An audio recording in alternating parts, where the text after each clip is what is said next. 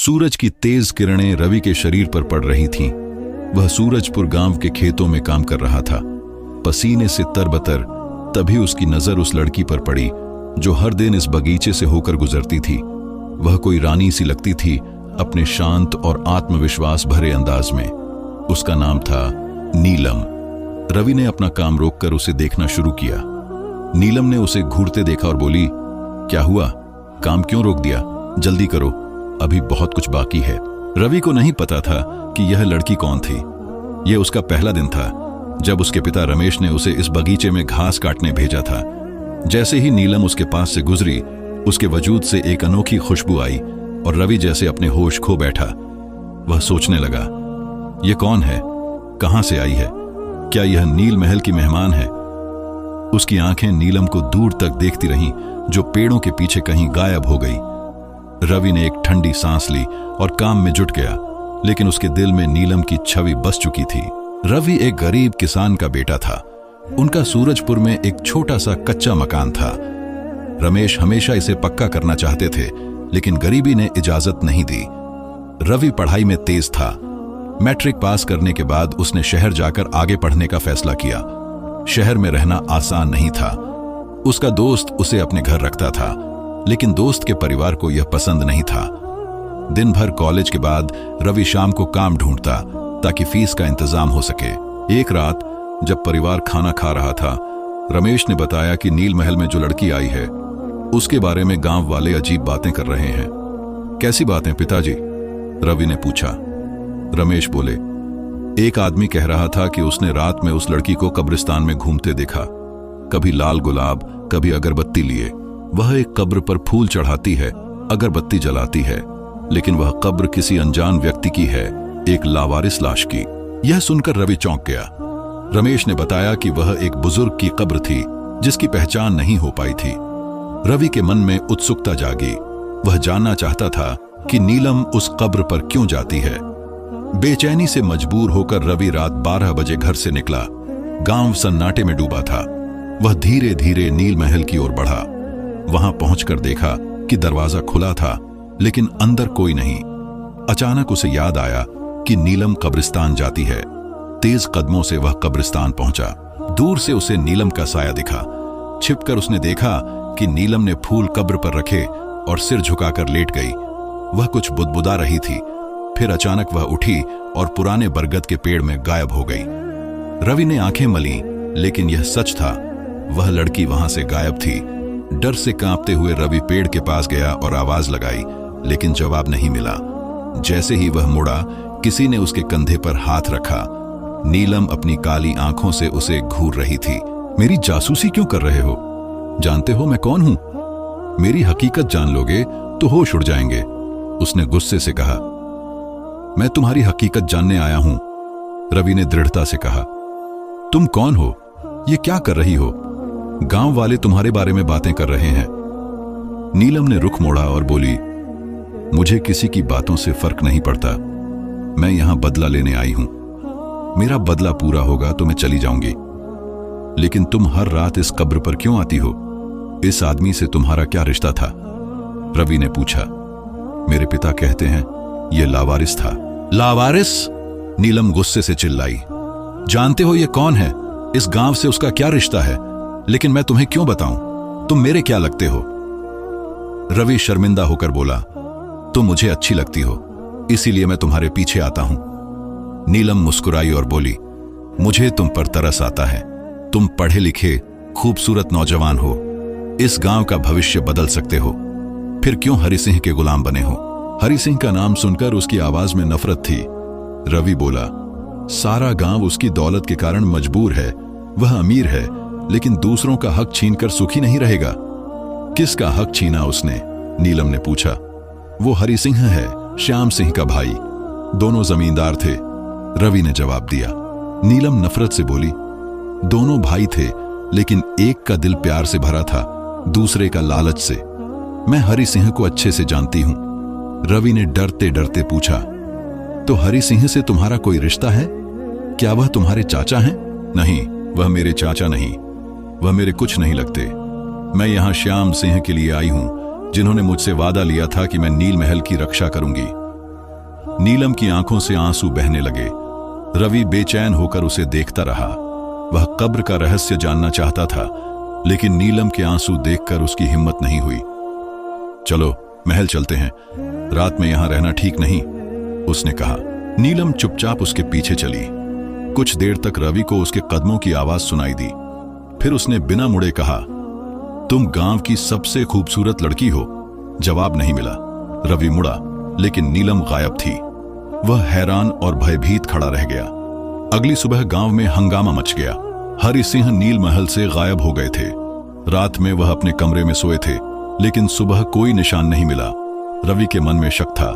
नीलम रात को हरि सिंह के बारे में अजीब बातें कह रही थी। गांव वालों को भी शक हुआ। एक आदमी बोला, हो न हो यह उसी लड़की का काम है जो कब्रिस्तान जाती है। शायद वह भूत प्रेत से जुड़ी है। गांव वाले नील महल पहुंचे। नीलम सफेद पोशाक में दरवाजे पर खड़ी थी। क्या चाहिए? उसने रोबदार आवाज में पूछा। अगर हरि सिंह गायब हैं तो इसमें मेरी क्या गलती? वह आपके चाचा हैं, आपको नहीं पता वे कहां गए? एक व्यक्ति ने कहा।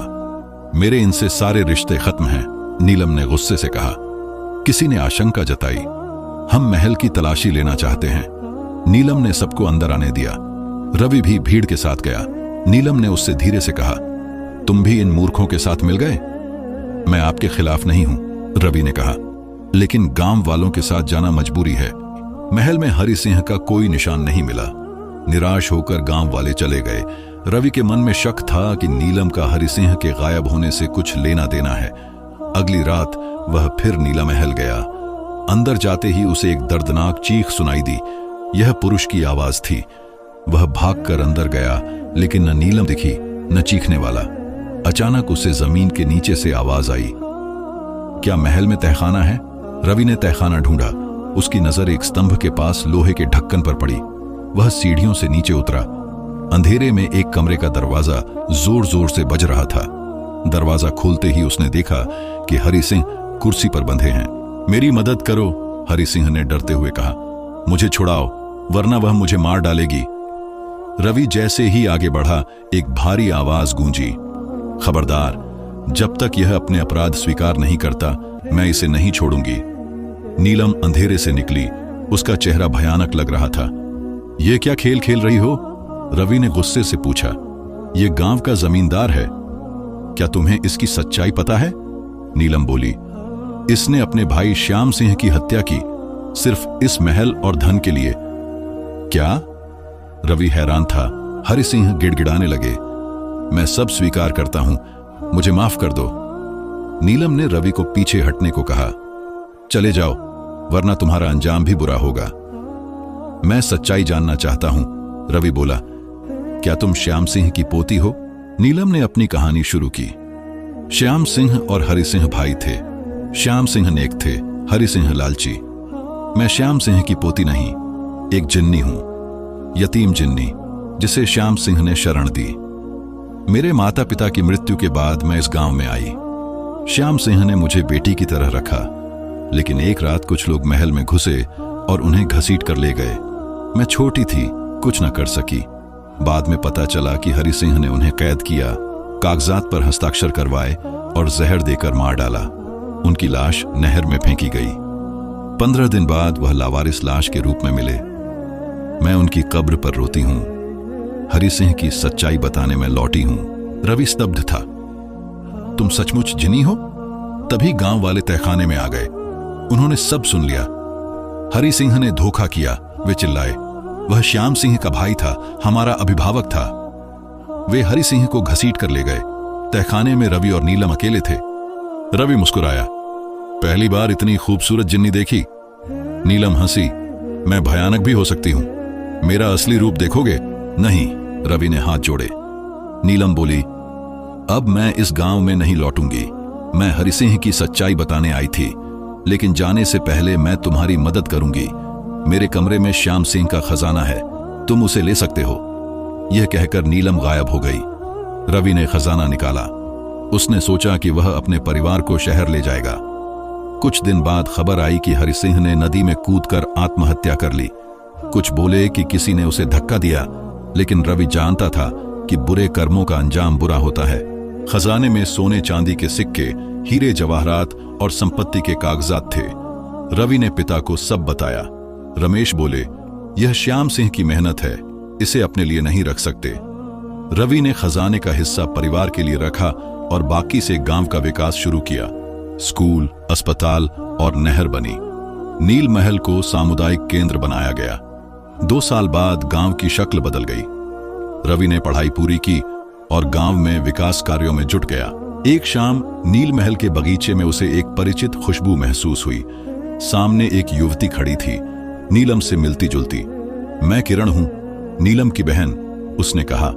नीलम तुम्हारे काम से खुश है, ये चंद्रकांत मणि तुम्हारे लिए। रवि ने मणि ली। क्या मैं नीलम से मिल सकता हूं? शायद, लेकिन अभी नहीं, किरण बोली और हवा में गायब हो गई। वर्षों बाद रवि गांव का मुखिया था। उसका बेटा अजय गांव का काम संभाल रहा था। एक रात अजय कब्रिस्तान गया। वहां एक लड़की बैठी थी। मैं दीपिका हूं, नीलम की बेटी, उसने कहा। अजय और दीपिका की मुलाकातें बढ़ीं। रवि मुस्कुराया।